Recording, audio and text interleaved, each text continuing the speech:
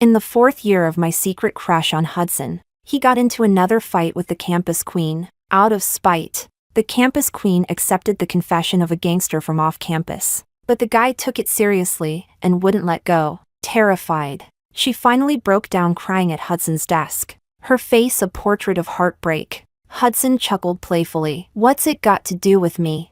Ex-girlfriend?"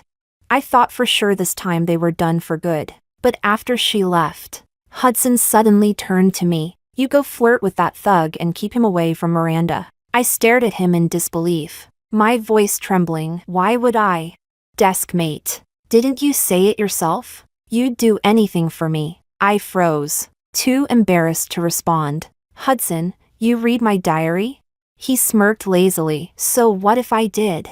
It's all about me anyway." Chapter 1. Between classes. I was resting my head on my desk, feeling a little dizzy. Hudson reached over and pinched the tip of my nose, chuckling softly. "Class is starting." I sluggishly swatted his hand away, my voice muffled. "Hudson, I think I have a fever. My face feels really hot." I heard the screech of a chair moving. Hudson scooted his seat closer to mine. A second later, I felt something cool on my cheek. His face, with the distinct scent of a guy. Surprised, I opened my eyes and locked gazes with Hudson's mischievous, almond-shaped eyes. He was smiling, his light-colored irises dangerously captivating. "Doesn't feel hot." That's when I realized he was checking my temperature with his face. The thought made me flush instantly. I guess not. "But I feel warm." Hudson furrowed his brow, then cupped my face with both hands. Our eyes met. He smiled.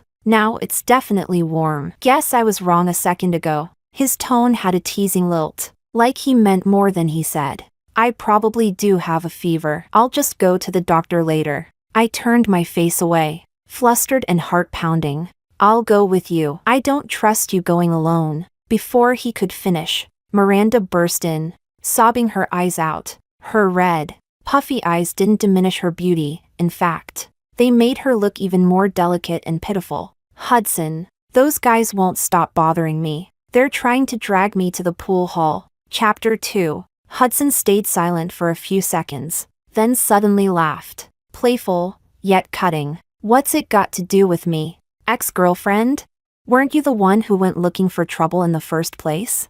Just a few days ago, they had a fight, and Miranda accepted that gangster's confession out of spite. From freshman year of high school to freshman year of college, they'd been breaking up and getting back together for 4 years. But this was the first time I'd seen Hudson treat Miranda so coldly. Tears welled up in Miranda's beautiful eyes, and she looked utterly devastated. "Hudson, are you serious?" Hudson looked away with indifference. "What do you think?" "Fine. Don't come crawling back to me again." Miranda ran off, covering her face. I'd seen this kind of drama play out too many times to be fazed. They'd probably be back together in a few days anyway. So I didn't react. I just quietly stood up, ready to go to the hospital alone. Hudson clearly wasn't in the mood to come with me. "I'm heading home later. Want me to check in on Miranda for you?" She and I lived in the same apartment complex. Back when Miranda gave Hudson the cold shoulder, he'd always ask me to test the waters. "No need."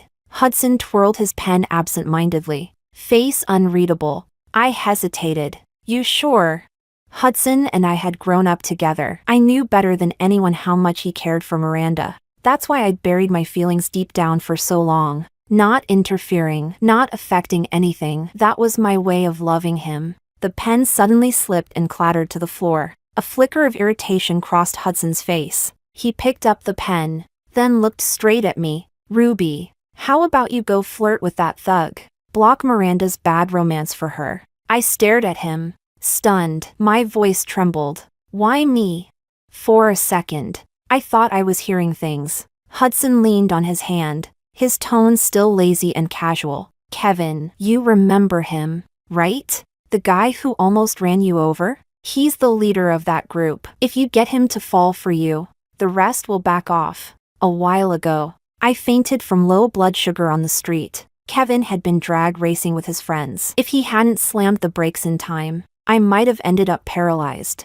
I think he's into you. He stayed with you all night at the hospital. That guy doesn't give a damn about anyone. I've never seen him care so much about a girl. And besides, my dear little desk mate. He paused, deliberately dragging out the nickname he always used for me. Didn't you say it yourself? You'd do anything for me. In that moment, I felt like a fool, stripped bare under the sun, exposed for everyone to mock. My mind went blank. That line, it was from my diary, a teenage girl's secret longing. How did he know? I stood frozen, too humiliated to speak. Hudson, you read my diary? Hudson gave a lazy smile, with a hint of genuine confusion in his eyes. So what if I did? Wasn't it all about me anyway? And it's not like I snooped. Remember that campus cleanup in junior year? You dropped your notebook. I just picked it up, happened to catch a glance. So, he'd always known I had a crush on him. I didn't know how to describe what I was feeling. Disgust, shock, confusion, all tangled together. My stomach twisted. I felt like vomiting. My whole body went cold, and my eyes started to burn. Hudson. I won't do it. I'm not helping you with this. When I was a kid, I was bullied at school because of my poor background. Being a top student meant nothing in an elite private school. It only made me more of an outcast. Hudson was the only one who ever treated me like a person. He stood up for me again and again when the rich kids cornered me. Because of that, and because I liked him, I obeyed his every word growing up. Maybe that's why he thought he had the right to ask me for anything. But now, I didn't want that kind of relationship anymore. Those blurred lines, that teasing affection, it was all just bait to keep me around. In that moment, I saw clearly, my 4-year-long crush was truly over. Hudson's face darkened, his slender fingers tapped impatiently on the desk. I'd forgotten, he never had much patience. Ruby, it's just a little fling with him. It's not like you're actually gonna date him. Just break up after a while, make up any excuse. I took a deep breath. My head throbbed. I said I don't want to do this. Hudson clicked his tongue and frowned. Ruby, after everything my family's done for you, you could at least show a little gratitude. Didn't your mom teach you better? She's old and still scrubbing floors at my house. You should try to make her life a little easier. Don't you think? He said it so casually, but it was a threat, dressed in charm and privilege. That's when I realized he had never seen me as his equal. My pride shattered. I looked up at him sharply, tears falling uncontrollably. Hudson sighed after a few seconds, like he was trying to calm me down, and reached out to wipe my tears. His tone softened. Why are you crying? It's not that hard. Just change the name on one of those love letters you wrote for me and hand it to him. All right. All right.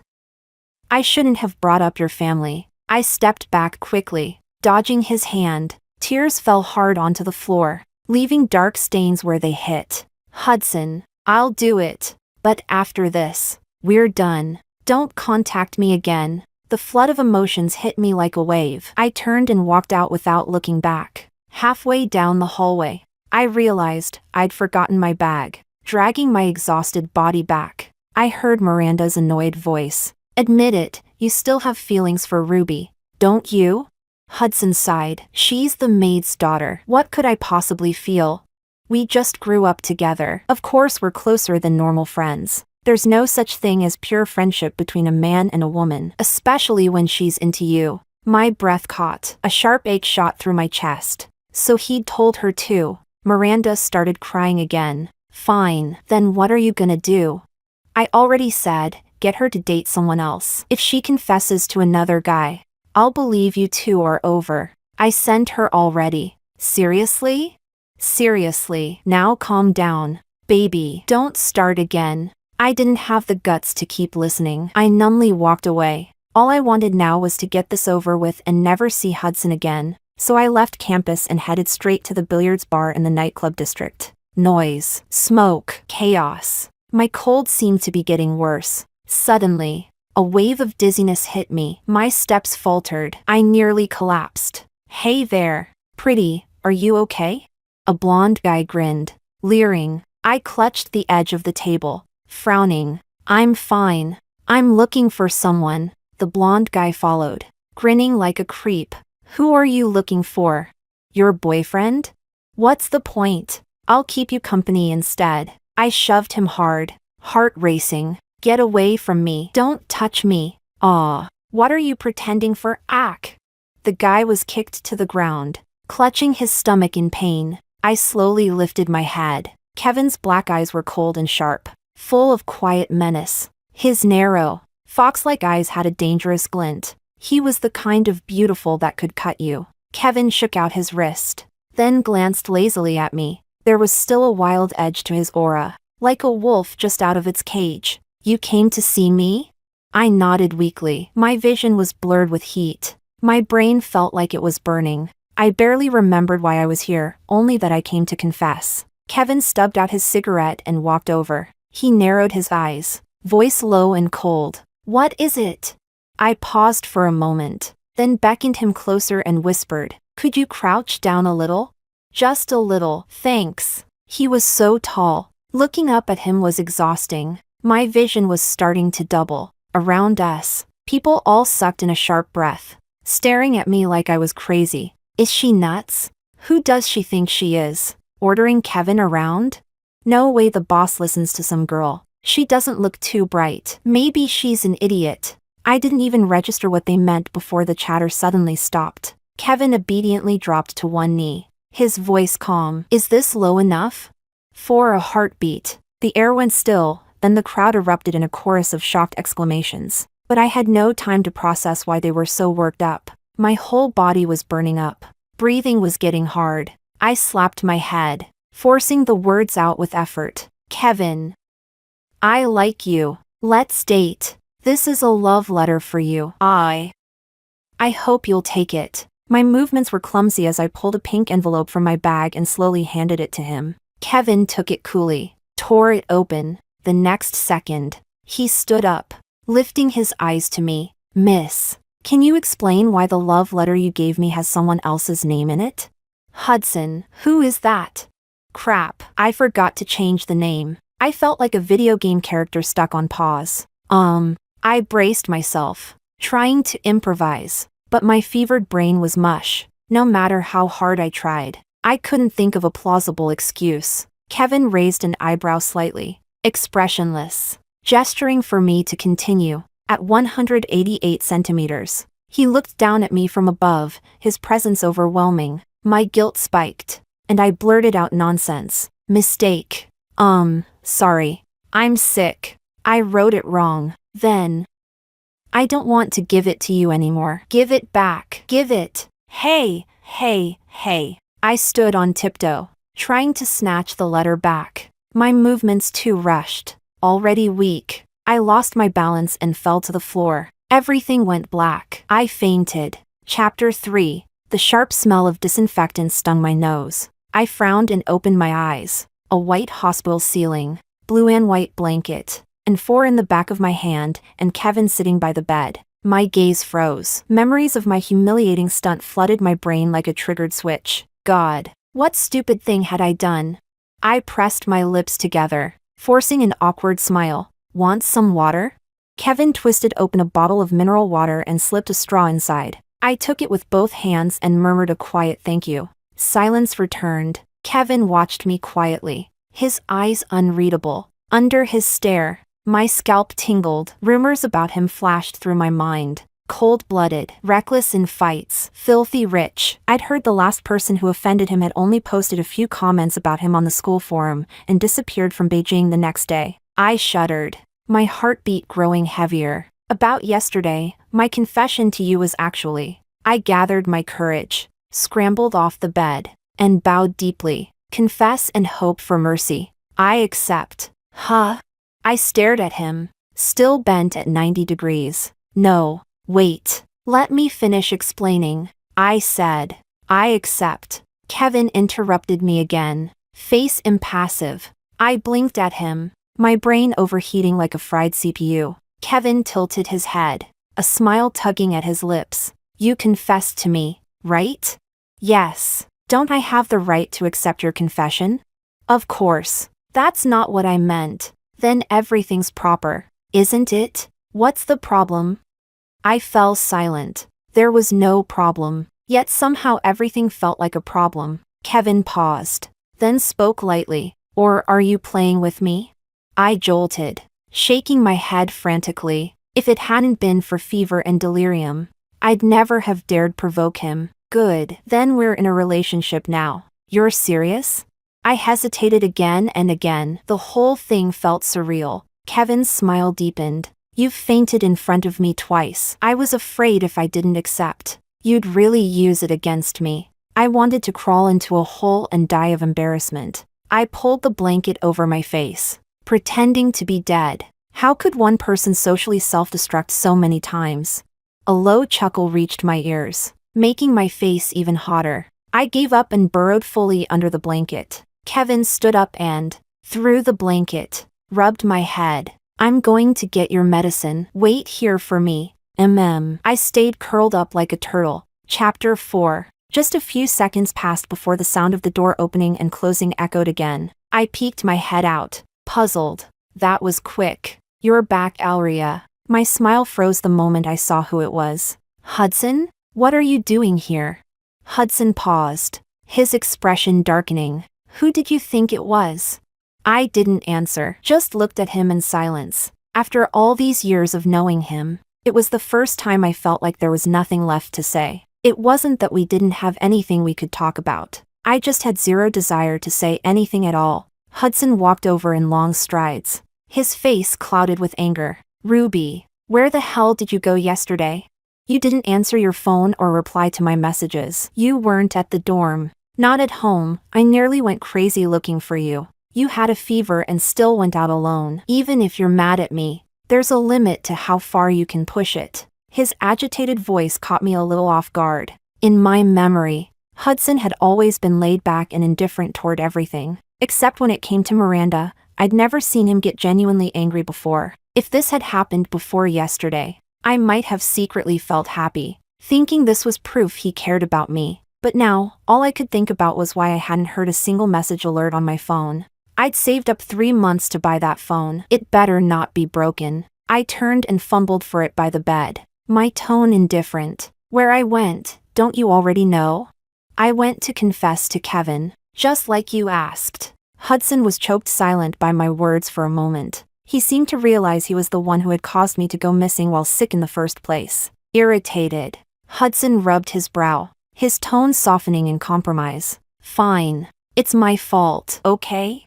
I just wanted you to distract Miranda for a while. Kevin was never going to agree anyway. At worst it'd just be a little embarrassing. When he finished, he lazily leaned down and pinched my cheek. Next month's race, you sit in my passenger seat. I'll take you to first place. Don't worry. I'll win back your pride for you. Come on, Ruby. Stop being mad at me. Yeah. I turned my head away, still fiddling with my phone. The screen stayed black, probably dead battery. Kevin agreed. What? Kevin accepted my confession. I lowered my gaze, pressing the power button, not looking up. Hudson reacted like he'd been hit. He gripped my shoulders, forcing me to look up at him. He accepted? I found it funny, so I actually laughed. What's wrong? Isn't this exactly what you wanted? Hudson's expression darkened, his grip unconsciously tightening. Pain shot through my shoulders and I slapped his hands away. Hudson blinked as if waking up, releasing me. He took a deep breath, visibly suppressing his anger. Break up with him, with Kevin's scheming and family background. You'll be eaten alive. When I didn't respond, he raised his voice. Break up with Kevin. Did you hear me? Snatching my girl right in front of me. Do you think I'm dead? Answering him was Kevin's low, mocking voice, his long fingers hooked around a bag of medicine, placing it on the table with deliberate slowness before arching an eyebrow and smiling. Or are you the one looking for trouble?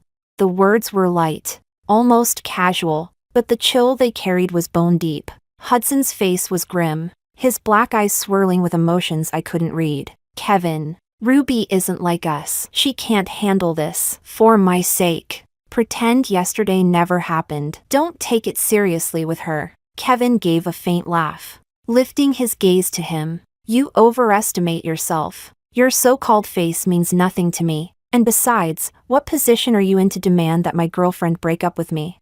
For the first time in his pampered life, Hudson had been publicly slapped down. His face turned ugly. Kevin ignored him. His elegant, slender fingers picking up a tablet and holding it to my lips. "Take your medicine." I obediently swallowed. "Thanks." Kevin casually bent his finger, using the pad to wipe away a drop of water from the corner of my lips. I froze for a second, unable to stop my face from flushing. Hudson stared at our completely unbothered interaction. So furious he let out a laugh. "Ruby, how long are you planning to keep up this act?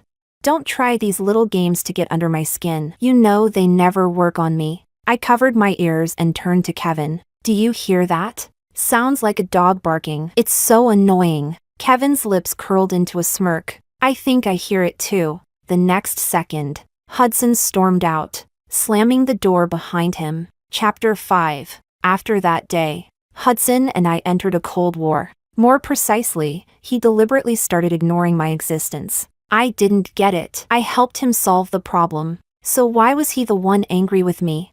We were like strangers. Even if we passed by each other, our eyes wouldn't linger for more than a second. But honestly, I didn't mind. And more importantly, I didn't have time to dwell on Hudson's odd behavior. Kevin, who seemed cold on the outside, was actually incredibly thoughtful. The more time I spent with him, the more I realized those terrifying rumors were pure lies. Kevin was the definition of a perfect boyfriend. He started appearing in my life more and more, filling every corner of my day. "Race tonight, wanna come watch?"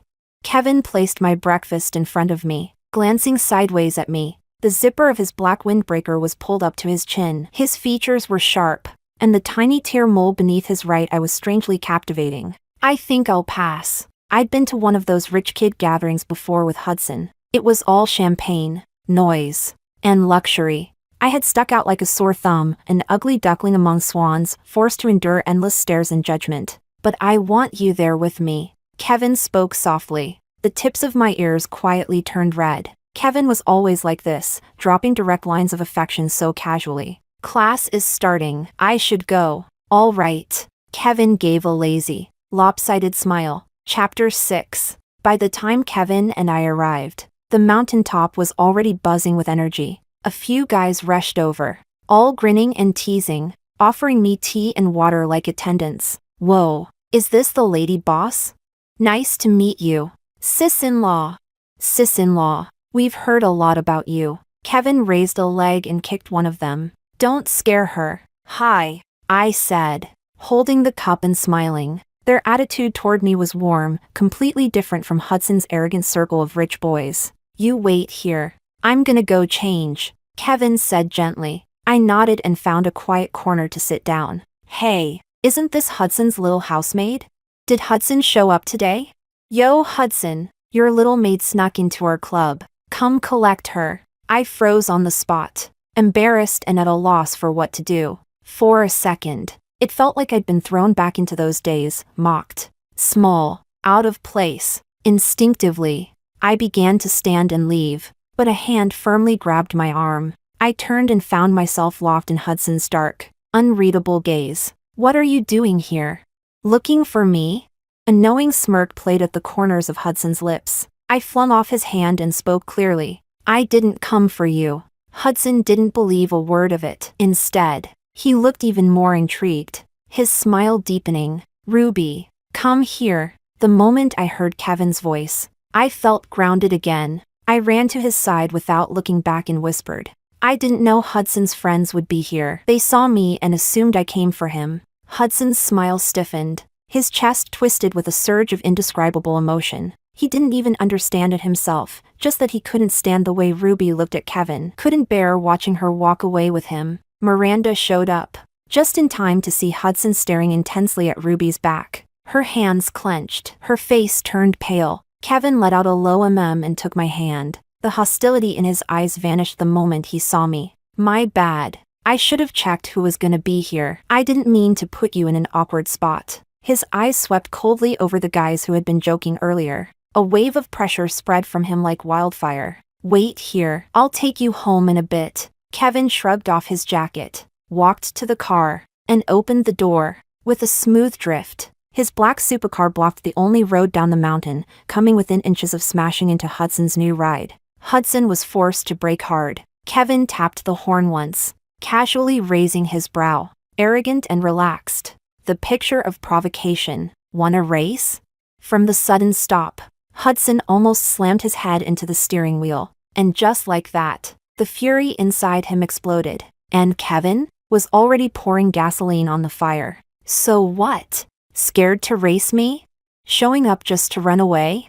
The crowd burst into laughter and excited whistles. Miranda sat stiffly in the passenger seat, clearly shaken by Kevin's sudden drift. She covered her face, her voice trembling with tears. Hudson, let's just go. This is too scary. Hudson ignored her and rolled the window down. What are we betting? Kevin gave a lazy smile, voice full of amusement. I'm good with anything. Hudson, I'm just worried you won't be able to take the loss. Hudson turned on his headlights, voice loud and clear. If I lose, you can do whatever you want to me. But if you lose, you stay the hell away from Ruby. Gasps erupted all over the mountaintop. Miranda's eyes widened, her face twisting with rage. So you do care about her? I'm getting out. Hudson, how could you treat me like this? Ruby? Kevin let out a cold snort, his eyes turning icy. A scream pierced the air. The countdown had started. A red car, a black one. Two luxury sports cars roared onto the winding mountain road. Engines thundered, echoing through the night. The speed increased, tighter and tighter. My palms were sweating. I was terrified something would happen to Kevin. They were neck and neck. At the final turn, Hudson suddenly swerved into the inner lane. Kevin didn't yield. Holy shit! Kevin's insane. That car's worth over 10 million. He hasn't driven this hard in forever. Damn. What a show!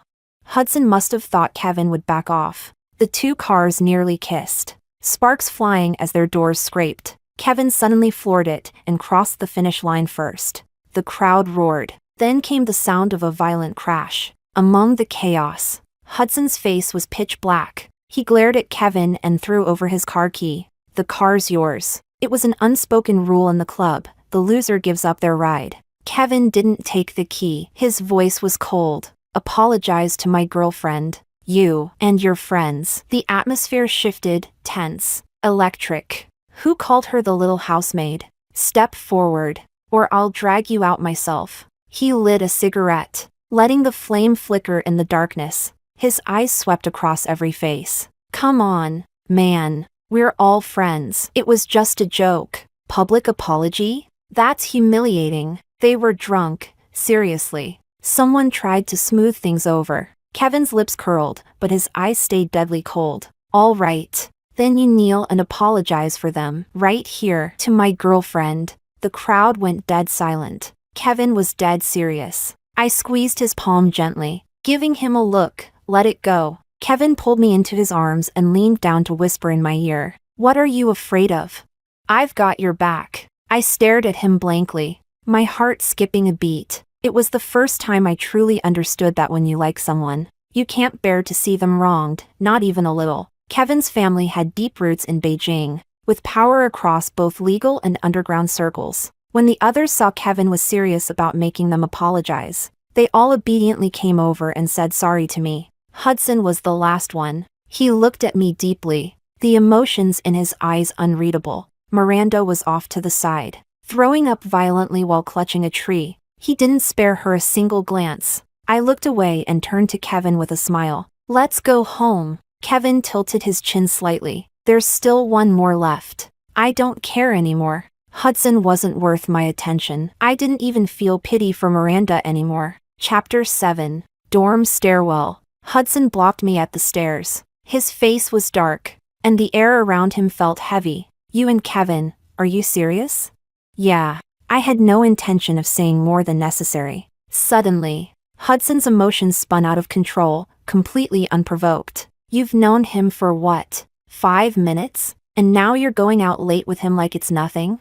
You've never even been in a real relationship. You're just being fooled by his image. You know what kind of family he comes from. To him, you're just a temporary fling. You two won't last. I listened quietly. Then suddenly, I laughed. Hudson, don't tell me you're jealous?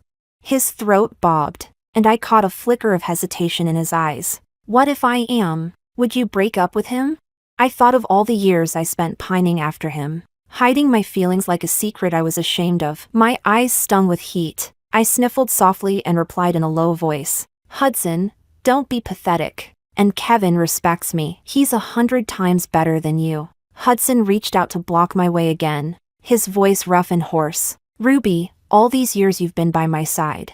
I got used to you being there. I thought it was just habit. But seeing you smile at someone else today, I felt like I was going fucking insane. Ruby, please, be good. Break up with him, okay?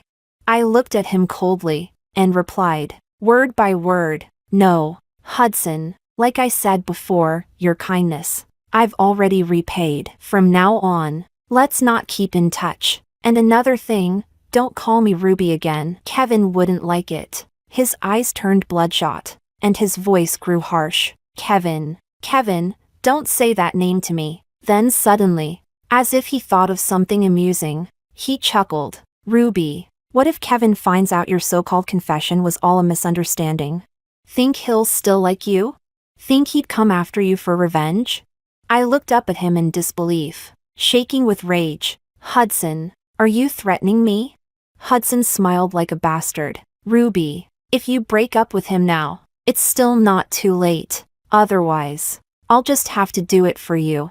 I snapped, slapping him across the face. You've gone too far. His head turned with the blow. He touched his cheek slowly. Oh dear. What now? Looks like your boyfriend heard everything. I turned in panic, right into Kevin's dark, unreadable eyes. No, Kevin. Let me explain. I wanted to confess to you on the first day in the hospital, but you cut me off. After that, I was too scared to tell you, but I really do like you. The more time I spend with you, the more I like you. I was afraid of losing you, so I didn't dare be honest. Hudson leaned back lazily. You hear that, bro?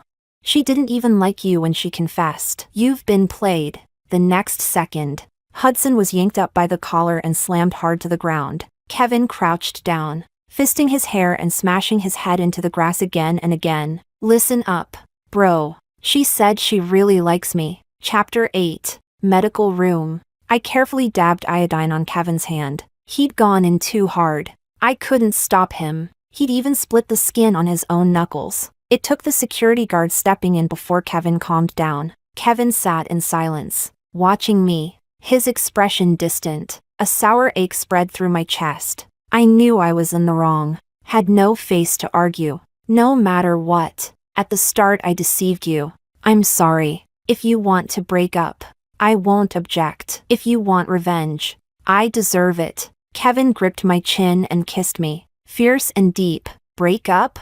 You still think you're breaking up?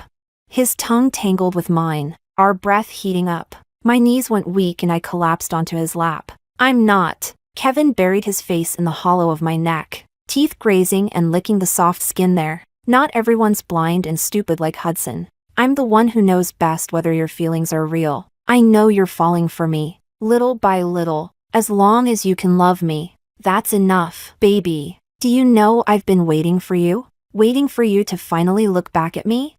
But what makes me mad is, you could see I was upset. And you didn't comfort me. Who would have thought, a cold, 6 feet 2 inches handsome guy suddenly demanding to be comforted? My cheeks and neck burned. I stammered. I'm sorry, I don't have much experience. So, how do I comfort you? Kevin bit my lower lip in a mock punishment, leaving a mark. He lifted me up, locked the single bed ward door, and pinned me against it. His low, husky voice coaxed, Baby, kiss me, good girl, Here too. Chapter 9. That night, a video of Hudson harassing me and getting beaten up was leaked online. When Miranda saw it, she completely broke down. She stormed into Hudson's hospital room demanding answers. But Hudson insisted on breaking up. In a rage, Miranda shoved him off the hospital bed. Unfortunately, the injured leg hit the ground first. Something must have pressed on a nerve, and it resulted in partial paralysis. Miranda, for intentionally causing harm, now faced possible legal charges. But honestly, none of that had anything to do with me anymore. My future was bright and full of promise. When I heard the news, I was busy preparing my documents for studying abroad. Kevin brought it up casually. I heard Hudson's transferring to the US for treatment, pretty close to your school. Huh?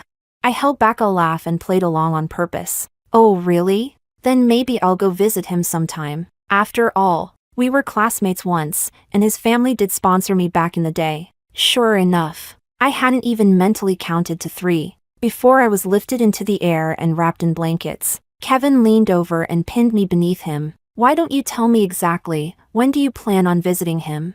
I wrapped my arms around his neck, unable to stop teasing him further. Lately Kevin had become ridiculously jealous, even about imaginary scenarios that didn't remotely involve him.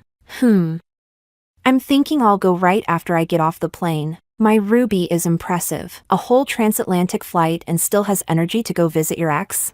His fingers squeezed and kneaded my waist as he spoke lazily. If you've got that much stamina, then don't sleep tonight. And no, wait. A chill brushed across my waist as my pajama top slipped down. Kevin captured my lips, laughing low and deep. Ruby, it's already too late.